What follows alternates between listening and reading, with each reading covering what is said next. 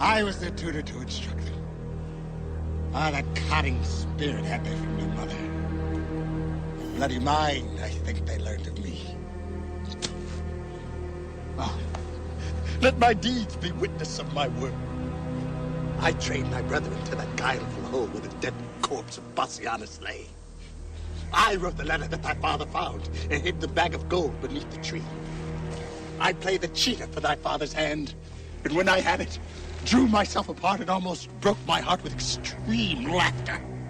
And when I told the Empress of this sport, she swooned almost at my pleasing tale, and for my tidings gave me 20 kisses.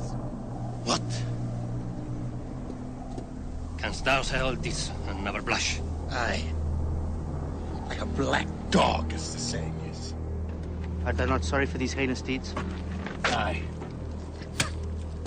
I'd not done 1,000 more. Even now, I curse the day. And yet I think few come within the compass of my curse, wherein I did not some notorious ill as kill a man, or else devise his death.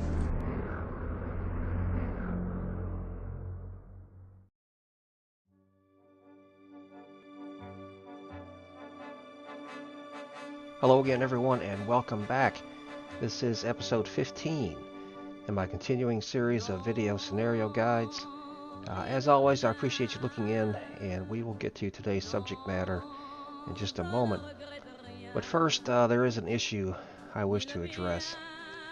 Now, for those of you who watched the first 14 in my series, then you know that the second screen in my introductory montage has changed. And where it used to read in association with Zax, now it reads in association with no one. So yes, I have left the guild, and I had my reasons for doing that. And I'm not the only one recently to do so. However, I'm not looking for an argument here. I'm not looking for a fight. I'm not looking for drama. This is a game, so I don't want any of that.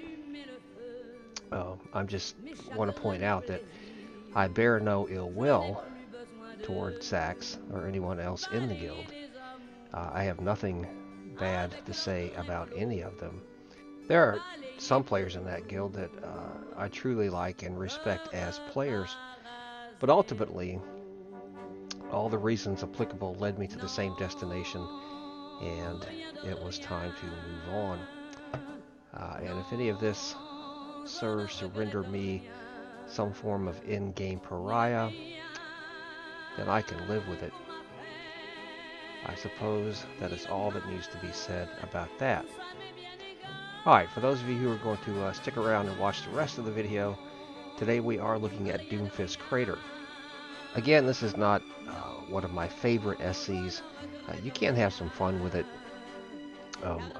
I've found over time that this one tends to be one of the Warhammer scenarios dominated by pre-mades, which means most of the time that one side or the other just rolls over the opposition, and those are they're never fun for anyone in my opinion. But we'll look at the scoring mechanics first.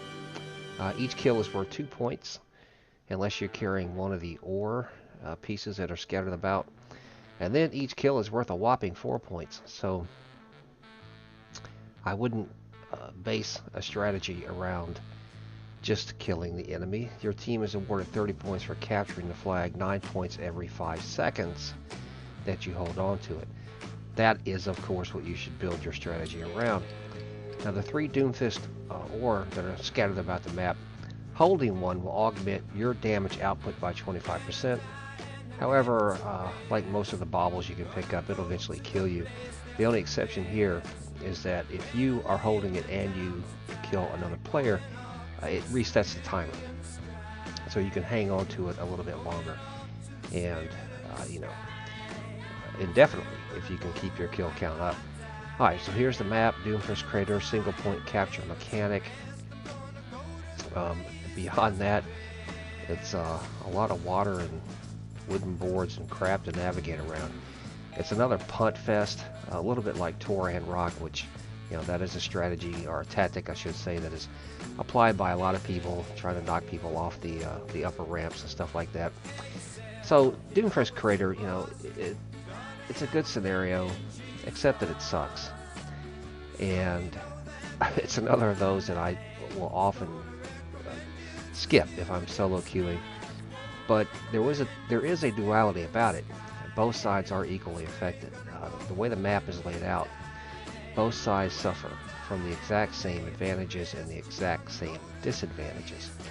And that is not something you can say about every Warhammer scenario map. This one seems to have achieved at least that level of equality.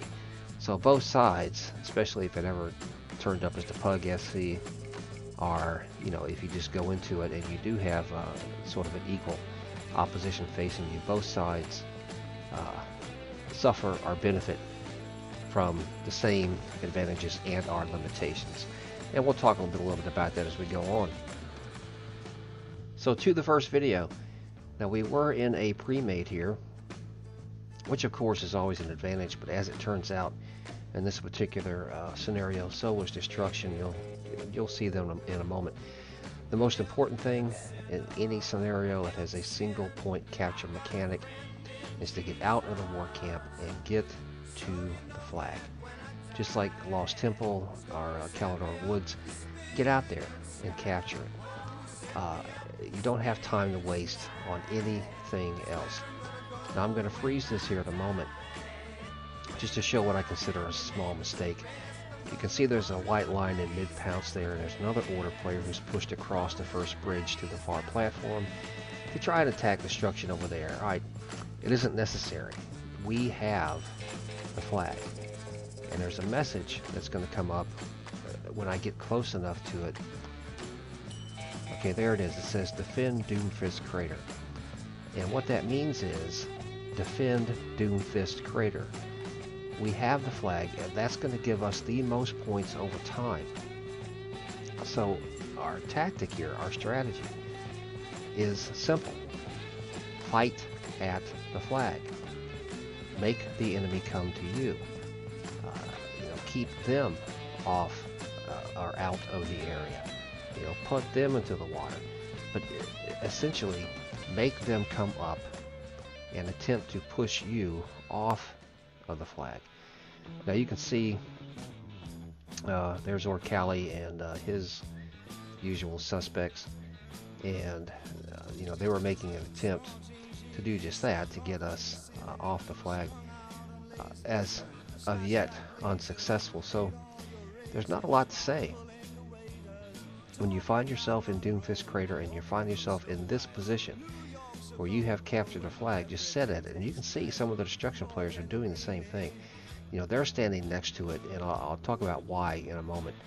But first, we are hugging the flag. That's our tactic. Hug the flag. And as long as we can do that, as long as we can keep destruction from pushing us off, we win. And if they can't push us off of here, then it's another SC win, which is of course the goal that I always strive for. That's the goal of going into any scenario, is to win that scenario. Now I do push forward here.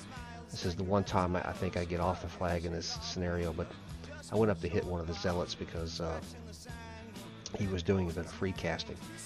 And as in any scenario, you want to try to limit the amount of time that one of your opposition players could just stand around and free cast.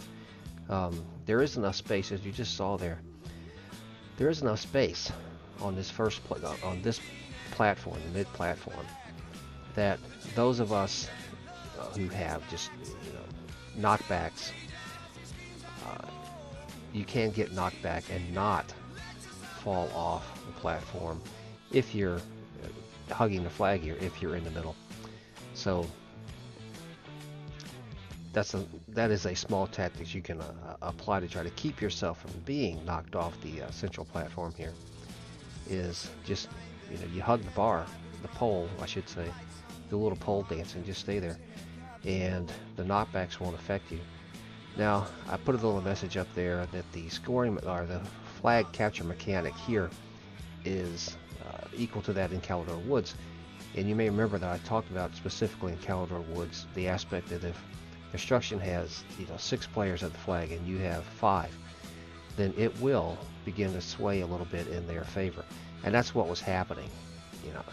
I got away from the flag a little bit, most of us did, and construction had more guys there than us, and so it started to swing in their favor. But now we've balanced it out. And we are still gaining the points. All right, so let's watch here for a moment. We're going to make this was a good group, and they had right here, this particular player, is one of the better healers for destruction, but we managed to kill him, and then the rest of their team does begin to fall apart. So let's watch that for a moment.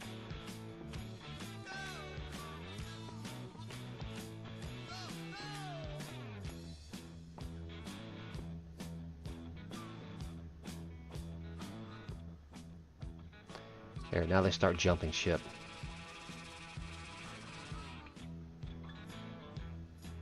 Which is fine, I said this in Gates. If your enemy wants to jump off of the ledge, let them.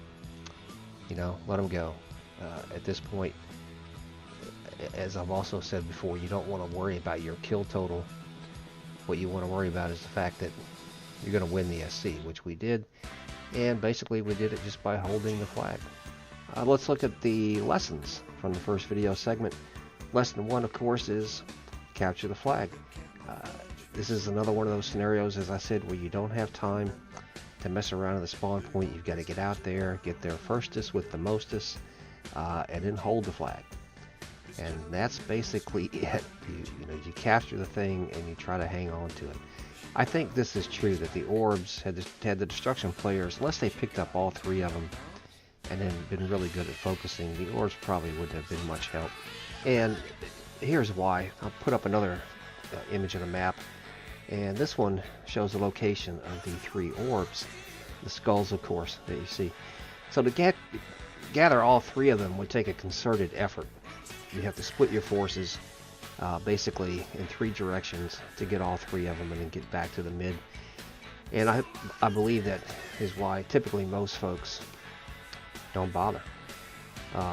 The fight is at the mid, and the orbs seem to be, as opposed to a frontline offensive strategy, they appear to be, over the time that I played this scenario, sort of a last-ditch attempt at salvation. And it's just a reflection, I believe, of the map, of the way they're spread out, and the effort it would take to go get them. Alright, I have another segment of video here, and this one does show a destruction win, and it should be subtitled "What Not to Do in Doomfist Crater," or "How to Lose Doomfist Crater," but let's take a look at it. Now, we are going to make a number of mistakes here. I don't remember in this SC if I came into it late. No, we're in a pre-made, but whatever. We're down 199 points, and instead of trying to do something about that, we engage in a little bit of git chasing. And git chasing is rarely productive, and here it's a waste of resources. Going after one guy just for the bragging rights, or just because you may know that they might be worth a lot of renown points. If you're this far behind in the SC, then what it also, doing something like that, what it also entails is an admission to your opponent that you've given up trying to win the SC. Now, leads me to mistake number 2. Most of our guys are fighting down in the crap. Sorry, but that's basically what's underneath all these build-up platforms. And I'm the only one up here at the moment trying to make some sort of push to the flag. There come a couple other guys, but it's a little bit too little, too late. So that leads to a death. Now here's mistake number 3 on the respawn. We have 1, 2, 3, 4 guys that I could see standing around the spawn point doing nothing. You want to guarantee you're going to lose a scenario? that is the best means to do it. Now here, I make a mistake too. I run off to the right, and my initial concern here was I was going to go and get one of the orbs and just give it a try. But then I saw that the white lion didn't follow me. The white lion's going back to mid. So mistake number 4, we have no plan.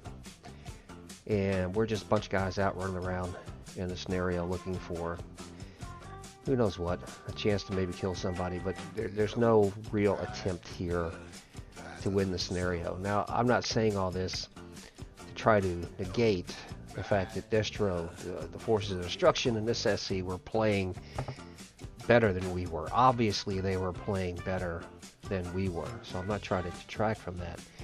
But for our part, this is just a big, as I said there, big Charlie Foxtrot. Now, I left this video in because someone does have one of the orb pieces, and you can see how fast it kills him. There. He really wasn't able to hang on to it for that long. And, I mean, it's a valiant effort, I suppose. But, that's, again, if you want to lose Doomfist Crater, watch that part of the video, do what we did, and I guarantee you will lose Doomfist Crater. Alright, I have one more video segment here, and this is a comeback win for Order. You can see it at the moment. We're down 155 to 63, but Order, and I got into this scenario, I remember this one, I got into this one late, but Order just recaptured the flag. There's my dog again, barking at something. So on occasion, I mean, if you're holding the flag, I said earlier in the video that you should just stay there, stay at that location, let destruction come to you. But it's inevitable that you're going to push across one of the bridge. Now this shows, I froze this to show what the ground level crap is good for. There's a marauder down there, and he was chasing a witch hunter. But because he's down there, I know that once I get back to the platform, I'm not going to be able to see where he's going. And he could come up the ramp right there in front of me. He could come up one of the other ramps. And that is one valid use of the terrain below the platform here, is to sort of mask which way you're going to come up and make a push toward the flag. In that particular case, the Marauder, I don't think he shows up at all. But some other destruction guys do. And but just like in the prior video segment I showed where we as Order had no coordination going on at all, destruction in this particular scenario doesn't have a whole lot more. Now they are making a push, and because I got punted there, I do something that I would suggest this.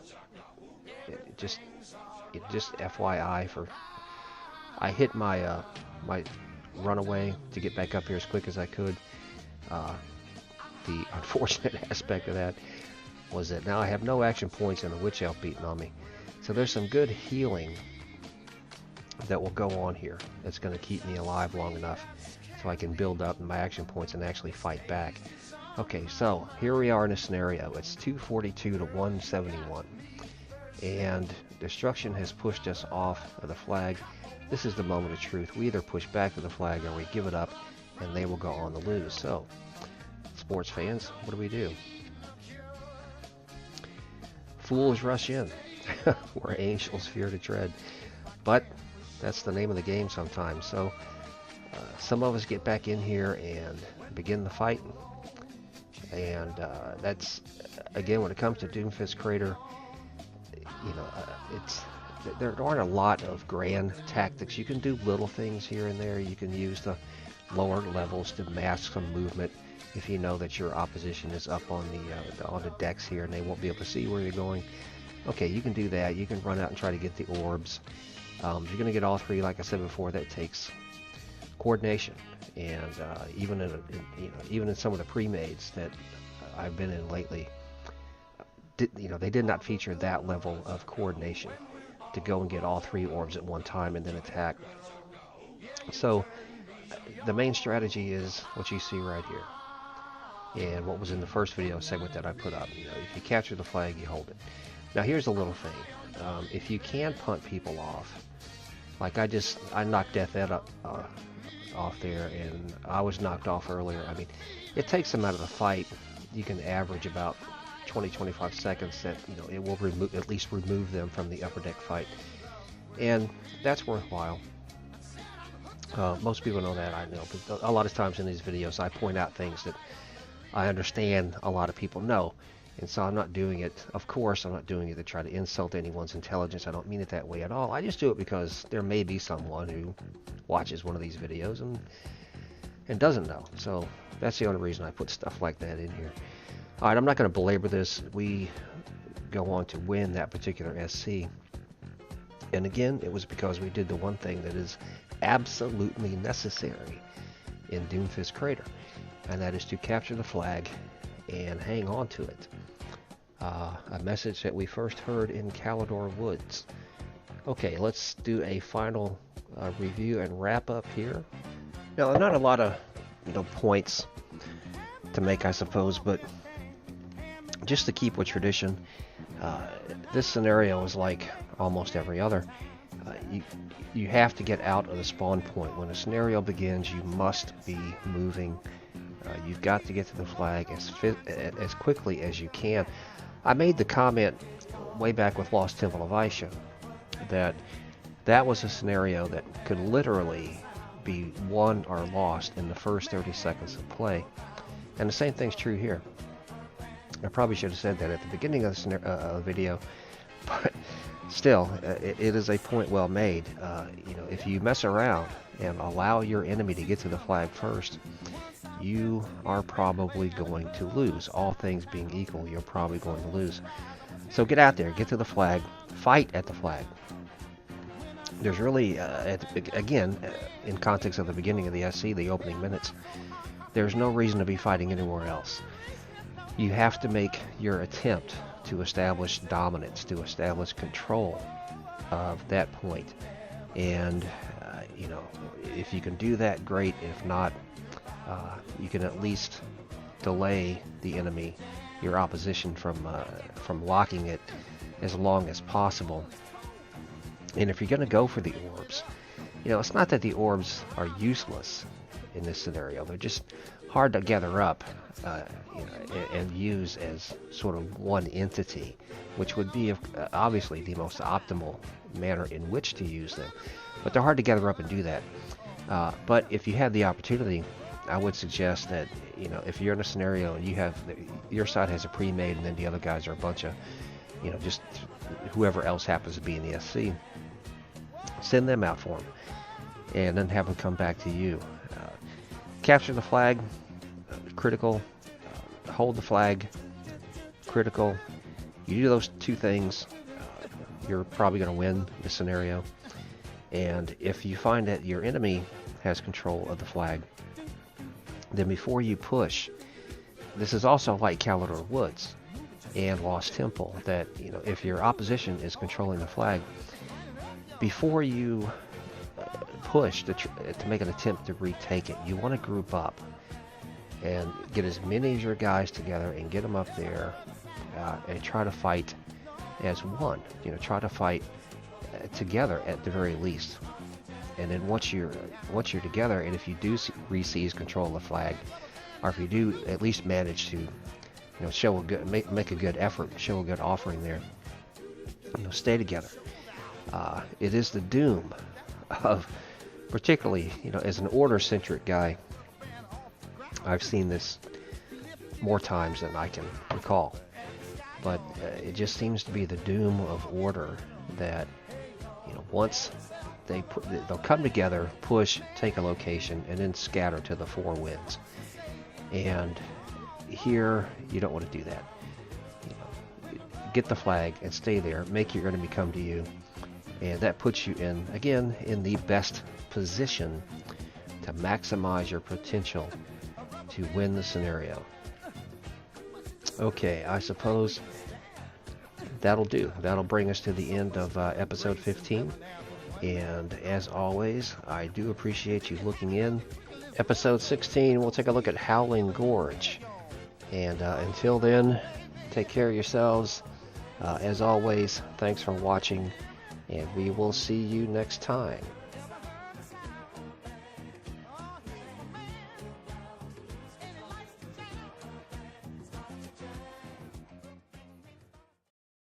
Compassion? What would Ronan say to that? Please, Nebula. You have known me since Thanos took us both from our homes as infants. You have stood beside me in training, in modification, in battle. I have stood behind you when I am every inch the warrior you are. The screams of my victims